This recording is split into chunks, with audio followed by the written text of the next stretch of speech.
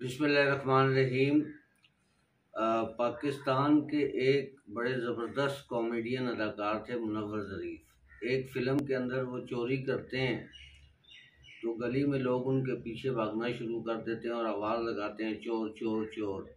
जैसे ही वो गली से टर्न करते हैं तो वो भी आवाज़ लगाना शुरू कर देते हैं चोर चोर चोर, और उन लोगों के अंदर वो मिक्स हो जाते हैं तो चोर पकड़ा नहीं जाता। कुछ ऐसा ही हाल पाकिस्तान की सियासत का है कि चोर चोर का शोर तो बहुत है लेकिन चोर नहीं पकड़ा जाता। अब चोर दो किस्म के होते हैं। एक चोर वो होता है जो सिंपली ये सोचता है कि मैंने चोरी करनी है, या तो वो चोरी करने में कामयाब हो जाता है या पकड़ा जाता है। एक दूसरा चोर होता है जिसे ज़हीन चोर कहा जाता है। वो चोरी बाद में करता है, वापसी का रास्ता पहले तलाश कर लेता है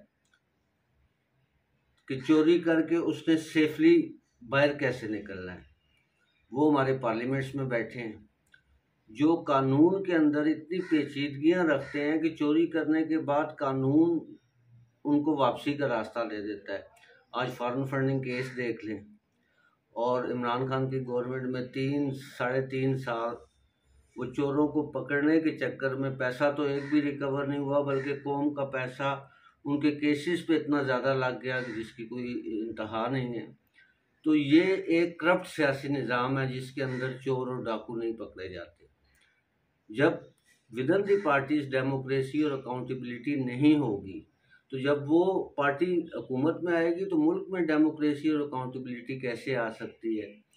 आज़ाद अवाम तहरीक इस करप्ट सियासी निज़ाम के ख़िलाफ़ जदोजहद कर रही है।